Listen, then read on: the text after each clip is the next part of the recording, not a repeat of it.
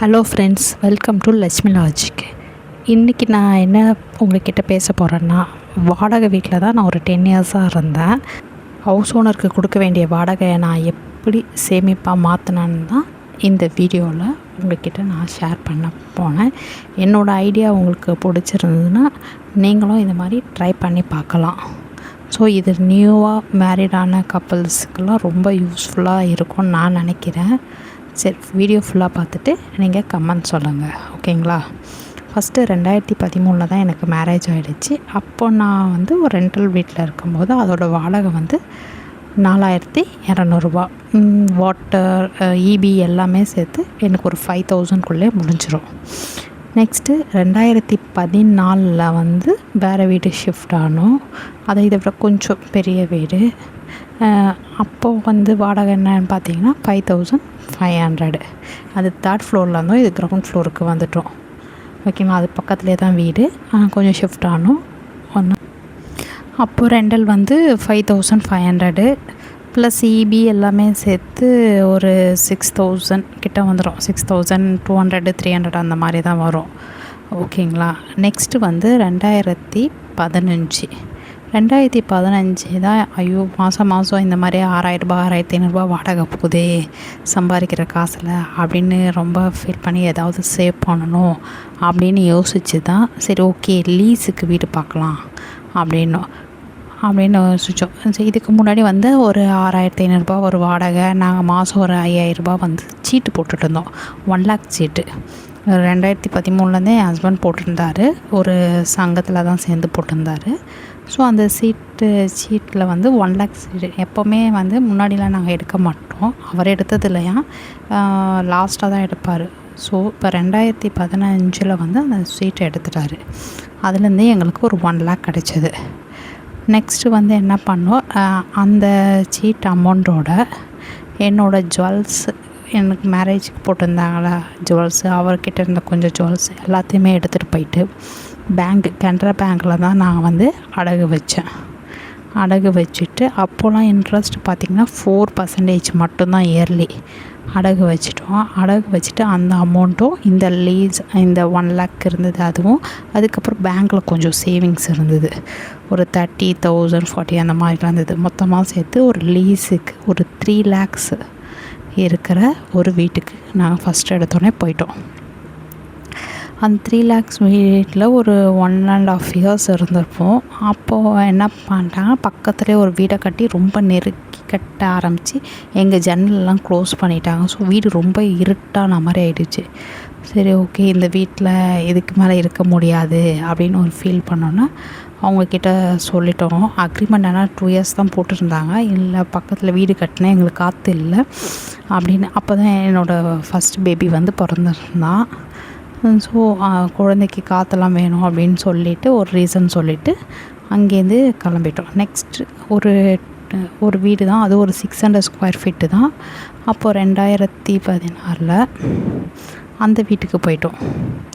அந்த வீடோட lease amount 5 lakhs. அங்கே எங்களுக்கு இபி கார்டு கொடுத்துட்டாங்க. இப்போ இதுக்கு முன்னாடி இருந்த வீட்டிலலாம் இபி கார்டு கூட கொடுக்கவே இல்லை. அந்த 3 lakhs வீட்டிலலாம் இபி கார்டு கொடுத்துட்டாங்க. So EB கட்டிடுவோம்.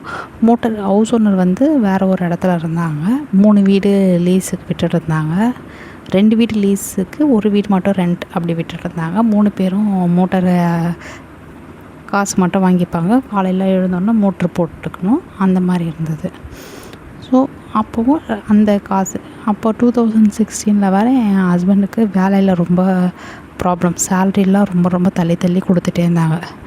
அப்போ தான் நாங்கள் கிரெடிட் கார்டை யூஸ் பண்ண ஸ்டார்ட் பண்ணோம். ஸோ இந்த சரவணா ஸ்டோர் அந்த மாதிரி இடத்துக்கெலாம் போயிட்டு, ஏதாவது ஒரு பெரிய டிபார்ட்மெண்ட் ஸ்டோரில் போயிட்டு தான் பர்ச்சேஸ் பண்ணிவிட்டு கார்டை யூஸ் பண்ணிப்போம். அதுக்கப்புறம் சேலரி போட்டோன்னா அதை க்ளோஸ் பண்ணுவோம். அப்படி தான் போயிட்டு இருந்தது. ஏன்னா வீட்டுக்கு கரெக்டாக ரெண்ட்டு கொடுக்கணுன்னு அவசியம் கிடையாது. ஏன்னா லீஸில் தான் இருக்கும். 2 monthsக்கு ஒன்ஸ் கரண்ட் பில் பே பண்ணுற மாதிரி இருக்கும். ரொம்பலாம் இல்லை. அப்புறம் ஏசிலாம் எங்கள் வீட்டில் இல்லை. ஸோ நார்மலாக ஒரு 500க்குள்ளே தான் வரும், 350 அந்த மாதிரி தான் வரும். ஏன்னா நமக்கு கார்டு கொடுத்ததால 100 யூனிட் வேறு ஃப்ரீயாக கொடுத்துருந்தாங்க. அப்போலேருந்து தான் 100 யூனிட் ஃப்ரீ. ஸோ இபி பில்லே ஒரு 300 350 அதுக்குள்ளே தான் வரும். இப்படி போயிட்டுருச்சு. அப்புறம் 2018 வந்து என் பையனை ஸ்கூலில் சேர்க்கணும். ஸோ அங்கேருந்து வேறு ஒரு ஏரியாவுக்கு ஷிஃப்ட் ஆனோம். அப்போ கொஞ்சம் பெரிய வீடாக பார்த்துக்கலாம். இப்போ இந்த 5 lakhs கடனாயும் எல்லாமே வந்து என்னென்னா பேங்க்கில் நாங்கள் கோல்டை வச்சோம். இந்த அமௌண்ட்டெலாம் வருதுங்க, வாடகை கட்ட வேண்டிய காசை வந்து பேங்க்கில் ஜுவல்ஸ் மேலே கட்டிக்கிட்டே இருந்தோம் மாதம். அப்படி கட்ட இந்த வாடகை காசு ஜுவல் கடன் அடைஞ்சிக்கிட்டே வந்தது. எப்படி இருந்தால் வாடகை கொடுக்க தான் போகிறோம். அந்த காசை எடுத்து அதில் நாங்கள் போட்டுகிட்டே இருந்தோம். அந்த மாதிரி போட்டு அந்த ஜுவல்ஸ் கடன் அடைக்கிறது. அதுக்கப்புறம் அந்த மாதிரி இது நெக்ஸ்ட்டு அந்த 2018 நாங்கள் வந்து வீட்டுக்கு வரும்போது ஹஸ்பண்ட் வந்து ஜுவல்ஸ் வைக்க வேணாம், இருக்கிற ஜுவல்ஸ் ஒரு 80,000 என்னமோ இருந்தது. அதுவும் ப்ளஸ் இந்த வீட்டுக்கு எக்ஸ்ட்ரா ஒரு 7 lakhs கேட்டிருந்தாங்களா. அந்த 7 lakhsக்கு இங்கே 5 lakhs தான் கொடுத்துருந்தோமா. இதே அதுக்கும் எவ்வளோ வேணுமோ நம்ம வந்து இது எடுத்துக்கலாம், பர்சனல் லோன் எடுத்துக்கலாம்னு சொல்லிட்டு பர்சனல் லோன் எடுக்க ஆரம்பித்தோம். பர்சனல் லோன் எடுத்து பர்சனல் லோனில் மாதம் ஒரு 10,000 12,000 10,000 பிடிச்சிட்டு இருந்தாங்க ஒரு 3 years. அப்படியே அந்த 7 lakh இருந்த வீட்லேயே ஒரு 2 years அப்படிலாம் இருந்தோம். அவங்க ஒரு 1 year கழித்து மறுபடியும் இன்க்ரீஸ் பண்ணாங்க அமௌண்ட்டை. 2 years கழிச்சு நினைக்கிறேன். ஆமாம், இன்க்ரீஸ் பண்ணாங்க. அது 8 lakhs ஆகிடுச்சு. இதுக்குள்ளே இந்த லோனும் எங்களுக்கு அடைஞ்சிடுச்சு. ப்ளஸ் அவங்க கேட்ட அமௌண்ட்டை கொடுக்கும்போது சரி மறுபடியும் ஜுவல்ஸை வச்சு கொடுக்கலாம். ஓகே, பேங்க்கில் போய் ஜுவல்ஸை வச்சு ஒரு 1 lakh ரெடி பண்ணி அவங்ககிட்ட கொடுத்தோம். ஸோ இதே மாதிரி தான் ஒரு 8.5 lakhs. அப்புறம் அங்கேருந்து கொரோனா டைமு தண்ணி வேறு அந்த வீட்டில் கொஞ்சம் சரியாக வரல. ஸோ அங்கேருந்து மறுபடியும் வேறு ஒரு வீட்டுக்கு ஷிஃப்ட் ஆனோம். அந்த வீட்டில் 8.5 lakhs கேட்டாங்க, அந்த வீட்டில் தான். ஸோ அந்த வீட்டில் ஒரு 8.5 lakhs கொடுத்துட்டு அங்கே ஒரு 2 years அப்படியே இருந்துட்டோம். ஒன்றும் ப்ராப்ளம் இல்லாமல் இருந்தது, ஸ்மூத்தாக தான் போயிட்டு இருந்தது லைஃபு. அதுக்கப்புறம் அவங்க என்ன பண்ணாங்கன்னா ஒரு 2 years கழித்து இன்க்ரீஸ் பண்ணாங்க அமௌண்ட். 8.5லேருந்து ஒரு 10 lakhs மாற்றிட்டாங்க. ஸோ 2023 நாங்கள் ஒரு 10 lakhs லீஸ் வீட்டில் ஒரு 2 BHI வீட்டில் இருந்தோம். எங்களோட வாடகை காசெல்லாம் அப்படியே அந்த கோல்டு லோனு நகையை வச்சுருவோம், அடமானம் வச்சுருக்கோம்ல, அதில் அப்படியே கொடுத்து அந்த நகையை கொஞ்சம் கொஞ்சமாக மீட்டு வச்சுருந்தோம். ஸோ 2023 அந்த ஓனரோட அம்மா வந்து இறந்துட்டாங்க. ஸோ ஆனால் நாங்கள் இருக்க வீடு வந்து அவங்க அக்காவுக்கு பாகம்னு சொல்லிட்டாங்க. ஸோ அவங்க வந்து எங்களை வந்து காலி பண்ண சொன்னாங்க. ஸோ என்ன பண்ணுறது, இப்போ தான் ஒரு எப்படியோ அரேஞ்ச் பண்ணி ஒரு 2 lakhs வேறு எக்ஸ்ட்ரா கொடுத்தோம். ஒரு 1 lakh 1.5 lakhs எக்ஸ்ட்ரா கொடுத்துருந்தோம்.